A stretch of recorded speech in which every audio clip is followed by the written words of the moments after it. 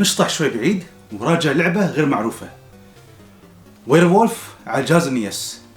طبعا فكرة ان الابطال المستذئبين يكونون لهم دور رئيسي في عالم الالعاب شيء غير مألوف، لكن في كم لعبة على البال: وولف تشايلد، وعندنا بعد بشكل جزئي الترد بيست وسكايرم، واخيرا سونيك انليشت. نعم سونيك انليشت، وانا راجعت هاللعبة في الحلقة 25. المهم خلينا نلقي نظرة على وير وولف على جهاز النيس.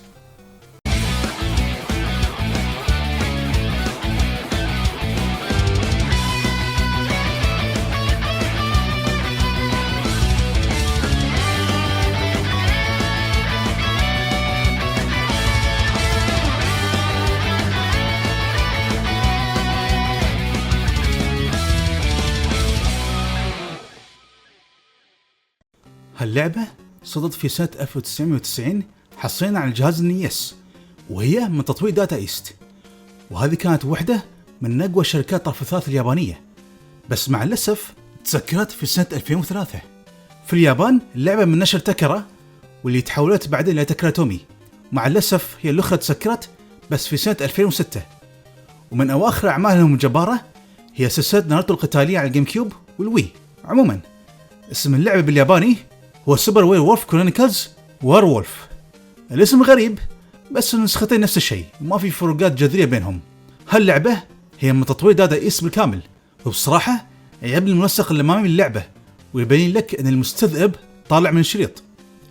للعلم في كوميك أو قصة مصورة حق هاللعبة ويكون موفق مع اللعبة، لكن مع الأسف مش موجود عندي حاليا، والنسخة الكاملة اللي الكوميك يكون فيها مرفق نادرة شوي.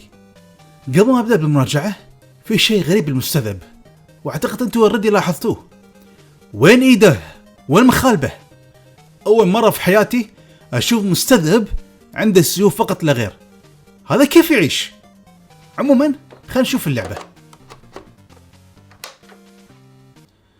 تدور أحداث اللعبة في كوكب الأرض الأحمر، وهو كوكب أرض ثاني تم إنشاؤه من قبل البشر. يظهر دكتور فريان، واللي هو عالم شرير واللي يختص بصناعة الوحوش البيولوجية. هذه مو بريزيدنت ايفل للعلم. المهم الدكتور يسيطر على الكوكب بشكل شبه كامل، وتم أسر أغلب سكان الكوكب الأرض الأحمر، والعالم حاليا عايش في مأساة. الأمل الوحيد هو كين البشري المستذئب، واللي ملقب بوار وولف، ودوره في اللعبة هو هزيمة دكتور فريان واتباعه. المهم في بداية اللعبة بتطلع بشكلك البشري، وبيطلع لك ريال شايب واللي هو عبارة عن روح كينجو حسب وصفه. طبعا هو بيكون المرشد في مغامرتك، ويطلع في بداية كل مرحلة، وهو بصراحة يعطي نصائح مهمة. وبعدها راح تواجه أعبط رئيس مصغر تشوفه. بس لحظة، مشية البطل وطريقة وقفته تشبه تريفل بالموت من كاسلفينيا 3. المهم هالرئيس مصغر مو بصعب، تقدر تطلق عليه من بعيد أو تضربه وتنزل راسك. بعدها بيطلع حرف دبليو الأحمر، وبعدين شخصيتك بتتحول لذيب، ومشهد التحول جبار بصراحة.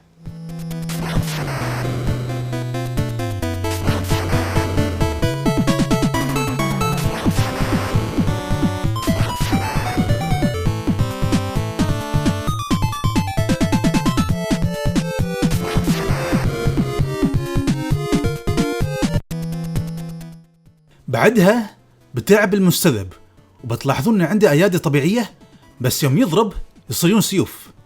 على ما يبدو هو يقدر يغير وقت ما يبي. اوكي هذا منطقي.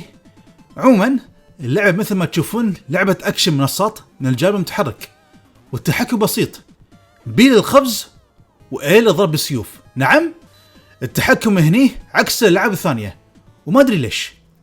المهم اذا ضغطت فوق زائد بي بتنط نطة عالية، وإذا ضغطت الزرين مع بعض المستذئب بيتشقلب لورا، وهاي تحميك من أي هجمة مهما كانت. إذا تميت ضغط على الزرين المستذئب بيسوي صرخة قوية لكنها تنقص وايد من طاقتك، وبالتالي ما أنصح فيها بشكل دائم. بس إذا كنت بشكلك البشري أنت بتطلق حرف ولا تشوفه حركة غريبة لكنها ما تنقص طاقتك على الأقل. خلينا أضيف بعد أن بشكلك المستذئب تقدر تتسلق الجدار والأعمدة العلوية، وهالسيوف مو بالعرض فقط، وإنما يفيدونك حتى في أشياء ثانية. من الأشياء اللي تحصل باللعبة هي القلوب اللي تزود طاقتك، والساعات الرملية اللي تزيد الوقت المحدد، والفقاعات. يوم تاخذ 5 فقاعات بتتحول إلى المستذئب الخارق، قفزتك بتكون أعلى، وثانيا سرعتك بتكون أكبر. حرف الدبليو الأحمر يخليك تتحول المستذئب، والأزرق يخليك ترجع إلى شكلك البشري. ما في سبب يخليك ترجع للشكل البشري لأنه أضعف، فالصحك أنك تبتعد عن حرف الدبليو الأزرق. الغريب بالموضوع أنك إذا كنت بشري وخذيت الحرف الأزرق شخصيتك بتموت. المهم احرص دائما أنك ما تتعور وايد، لأنك بترجع بشكلك البشري إلا إذا حصلت حرف الدبليو الأحمر بدربك. عموما الجيم بلاي جدا بسيط، مو بها تعقيد كعادة ألعاب المنصات الأكشن. الجرافكس من اللعبة مقبول، والساوند تراك جيد. بالنسبة للأعداء، في أعداء متنوعين وعلى حسب المرحلة، لكن أعبط أعداء شفتهم هم هالجنود. يوم يشوفونك بتلاحظ حروف مكتوبة فوق راسهم، اوح في مستذئب قدامي. وهم عموما مو بصعبين، بس إذا كانوا في الجهة الثانية يقولون اوه. المهم خلينا نتكلم عن المراحل. بالمرة بنتكلم عن العيوب اللي تواجهها بالمراحل. نفس ما قلت، في ميني بوس عبيط في بداية كل مرحلة، والمشكلة يتكرر في المراحل كلها، وما تعبوا نفسهم في تنويع الرؤساء. في كل مرحلة يكون أسرع وبطاقة أكبر، واللعبة طئنه يقلد حركة زيدان. المرحلة الأولى بسيطة، بس يوم توصل لقاعدة الرئيس شوي بتضيع. الليفل ديزاين بصراحة عادي في المرحلة. يوم تستخدم السلالم ما تقدر تنزل منها مباشرة، لازم توصل لأعلى السلالم أو أسفلها، بمعنى صح استخدمها بشكل طبيعي. في هالمنطقة أنا أحاول أوصل لهالمنصة الفوقية، بس المشكلة إن وصولها مو بهالسهولة أولا، وثانيا في وقت محدد للمرحلة، والمشكلة إن الوقت المحدد قصير عليك، فحتى إذا تلعب المرحلة من أول مرة. وردي ضيعت وايد وقت ومت بسبب الشيء هذا.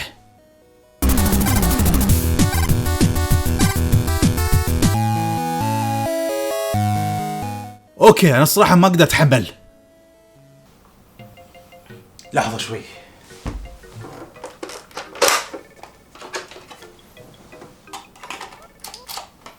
انا ما اهتم، بحط الكود اللي يخلي الوقت ما يخلص وبكمل لعبة. هاللوحات شو قصتها؟ اذا ضربتها بيطلع شيء. اذا ضربت المجسم هذا. اوكي بيطلع شيء ضربت الحواف. اتضح ان في اماكن في المراحل يوم تضربها يطلع منها اغراض المساعدة، مثل القلوب الطاقة والفقاعات الصغيرة والكبيرة اللي تخليك غير مرئي لفترة، واخيرا الساعة الرملية اللي تزيد من وقتك شوي. يعني ما بحاتي بخصوص الوقت المحدد.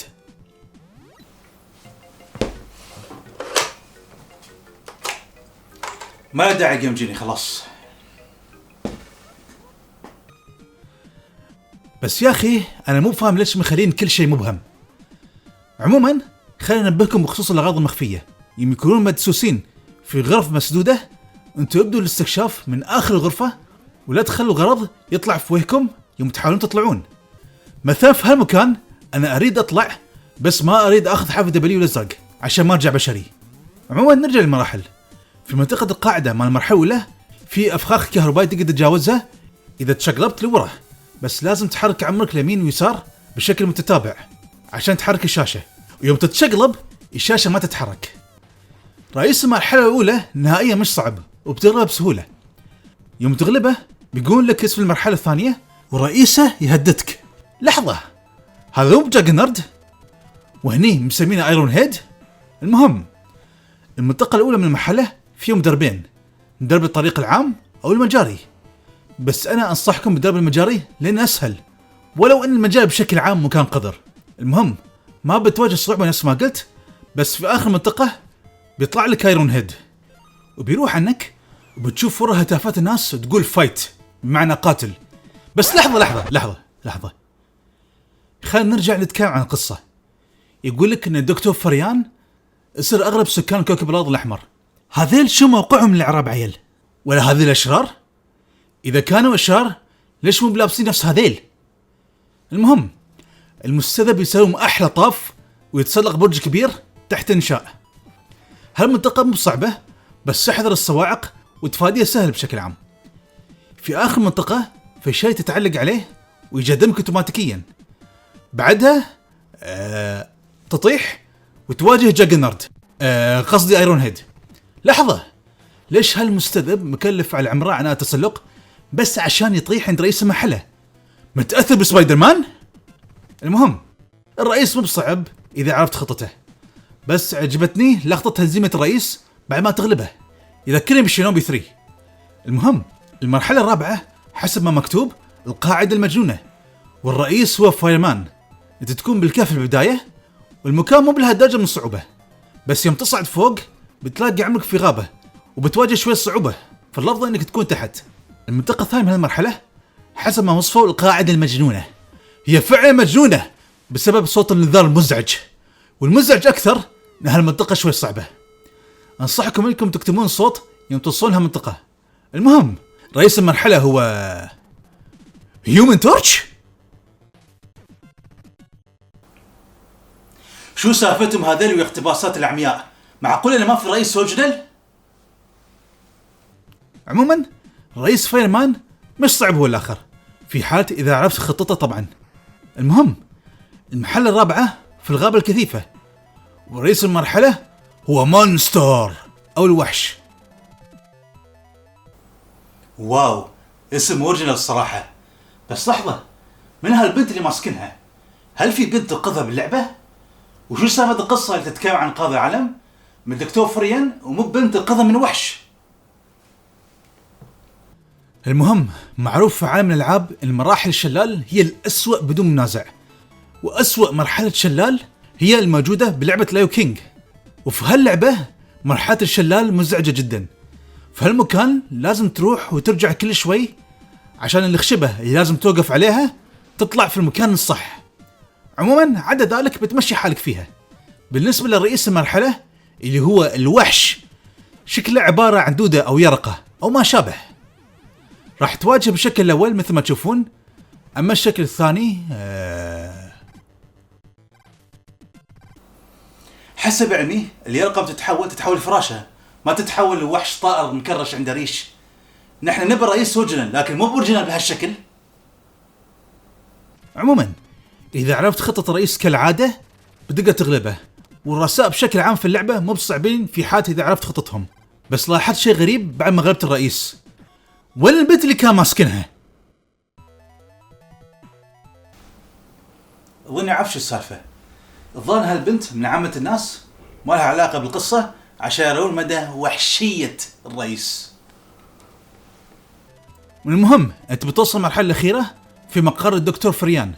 في بداية المرحلة يوم يطلع روح كينجو راح يهنيك على انتصاراتك، وفجأة يتحول ويقول أن هذا من فعل دكتور فريان وأنه ما يقدر يسيطر على نفسه وبيقعد يتأسف لك، وبعدها بالضربة. بس ليش شي حركاته؟ شكله قلب لوير مونكي أو المستقرد.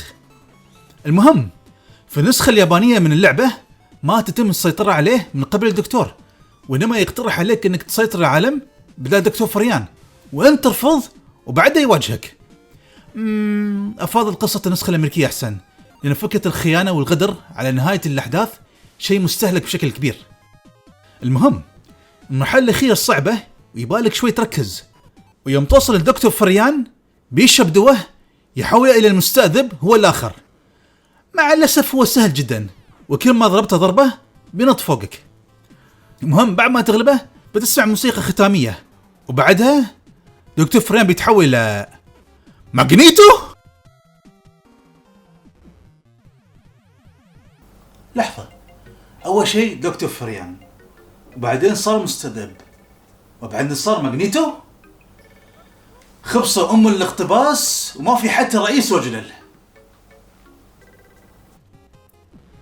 المهم هالرئيس فيه تحدي عكس رؤساء الباقين، وهي مسألة وقت لما تغلبه، وبعدها بتختم اللعبة. المستذئب ينقذ كوكب الأرض الأحمر ويرفع علم الولايات المتحدة. للإنصاف وير وولف مش لعبة سيئة على الإطلاق، صح إن فيها أفكار غريبة ومقتبسة لكنها قابلة للعب على الأقل. اللي يحب ألعاب بأجواء مظلمة فهذه مناسبة له. هذه لعبة وير وولف على جهاز النيس، اللعبة مقبولة مو بهداج من السوق. شو رايكم في الحلقة هاي؟ نراجع.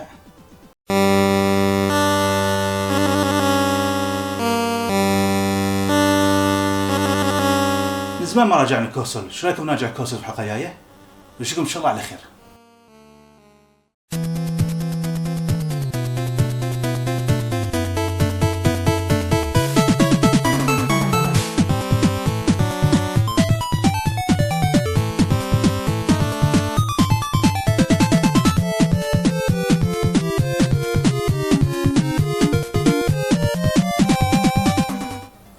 حسب علمي اليرقة تتحول لفراشة، مب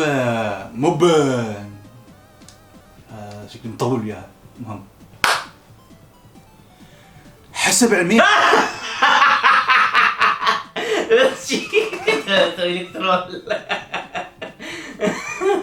يلا